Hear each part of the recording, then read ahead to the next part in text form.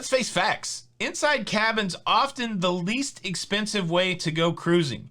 If you just want to get on a cruise ship and you got a little bit of coin, you can normally accomplish that by booking an inside cabin. But inside cabins, they have their own set of challenges.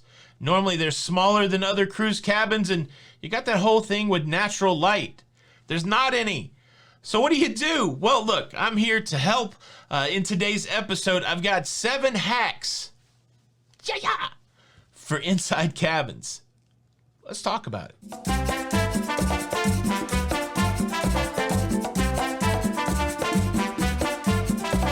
Hey, what's up everybody? Welcome back to Lido, Loca. I'm your host, Tony, and today we are going to break down 7 ways to make cruising in an inside cabin all that much better. Are you ready for the cruise tips? Here we go. Cruise hack number 1 for the inside cabin: do not, and I repeat, do not overpack.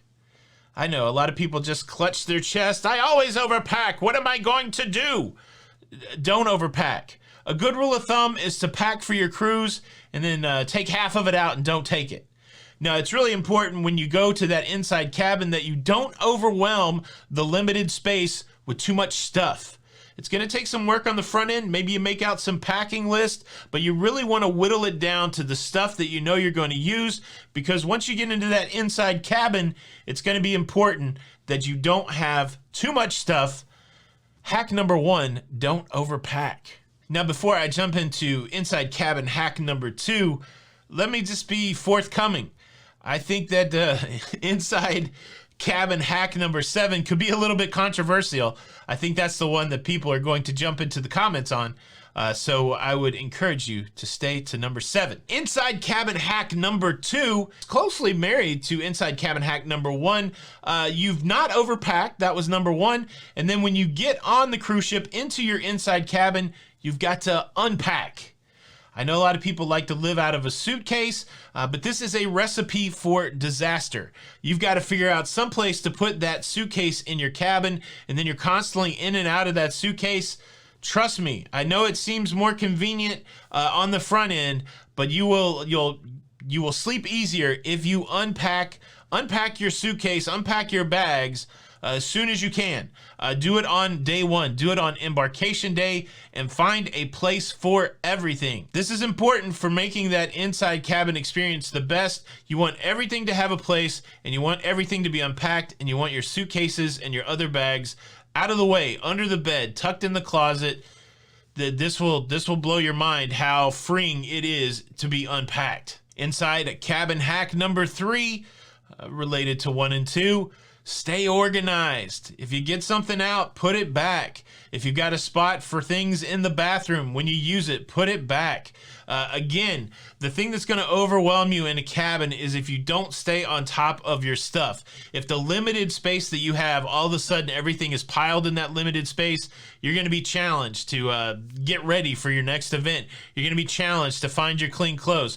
You have to stay organized. I know this sounds fairly militant, but maybe, yes, it does sound fairly militant, but don't overpack, unpack your bag, and stay organized. This is the foundation. These are the 3 pillars of having a good inside cabin experience. Inside cabin hack number 4 deals with the problem of no natural light. Some people have said, look, I can never book an inside cabin. I can never take advantage of that inexpensive inside cabin because I gotta have some natural light. I cannot be in 4 walls with no natural light. It freaks me out, and I think that's a very valid thing for many people. There's a couple ways to overcome it. The first way to overcome it is inside cabin hack number 4. Turn your TV on to the ship camera. Most cruise lines will have a forward-facing camera where you can see the bow of the ship, where you can see what's coming at you. And if you leave it on that channel and leave your TV on all night, the natural light will come in through the TV. So it'll be pitch black, but as the sun rises, your TV will get lighter because that camera will be getting lighter, and it will simulate. It won't be perfect, but it will simulate natural light coming into your cabin. Inside cabin hack number 5 is inside cabin hack number 4 on steroids. This is going to cost you a little extra coin, but get yourself one of those natural light alarm clocks and bring it on board.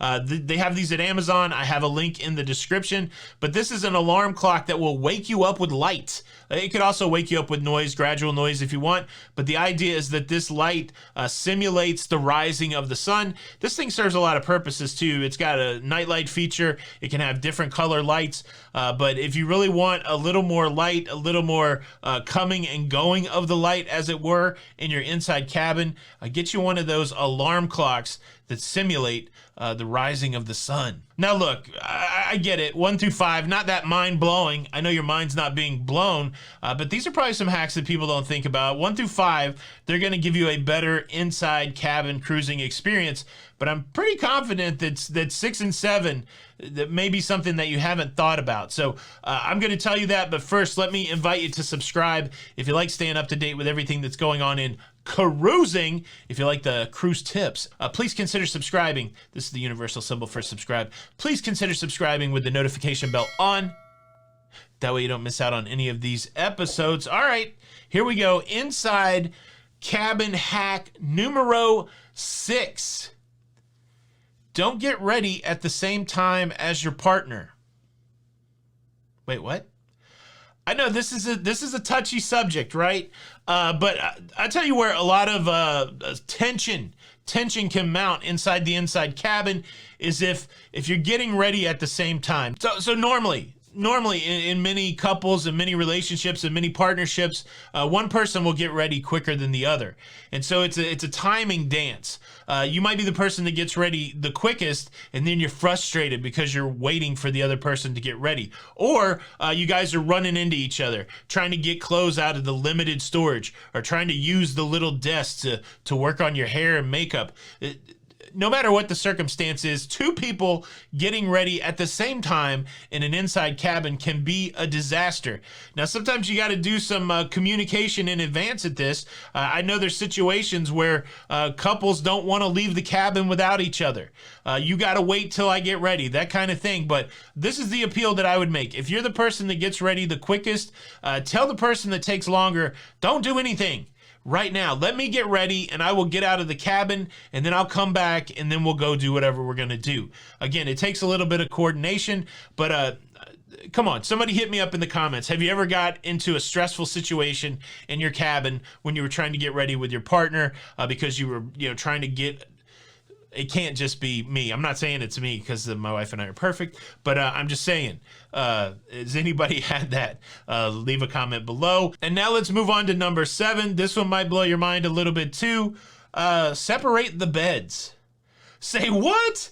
I'm a married couple. I sleep right next to my wife. I'm not separating the beds. That's not how we do it. This isn't 1950s Leave It to Beaver. What are we doing here? Trust me. Look at this. Most of the time when the beds are pushed together to make a queen or a king size bed in an inside cabin, you are left with a very thin strip of area to walk on the side of the bed.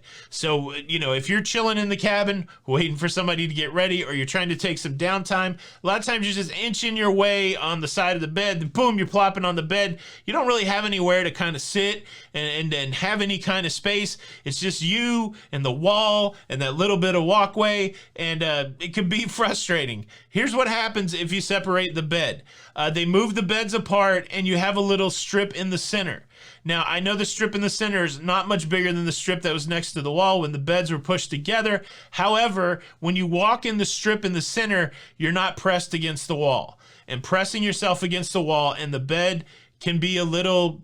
You do that enough, you're like, wow, I feel a little claustrophobic. I know it's simple, I know it's nuanced, but trust me, separate the bed. It gives you 2 different sitting places that you could sit down, put a laptop on your lap, and have a little walkway, a little extra area that's not compressed by the walls. One of the age-old conversations in cruising, is it quantity or is it quality? Some people say once you've left that inside cabin and gone to a balcony, you're never going back.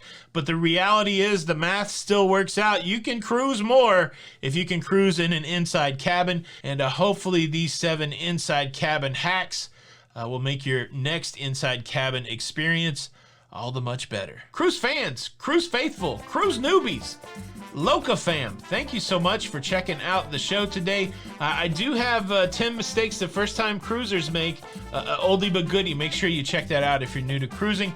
This is Tony with Lido Loca, and until the next time, we'll see you on the Lido. Bye.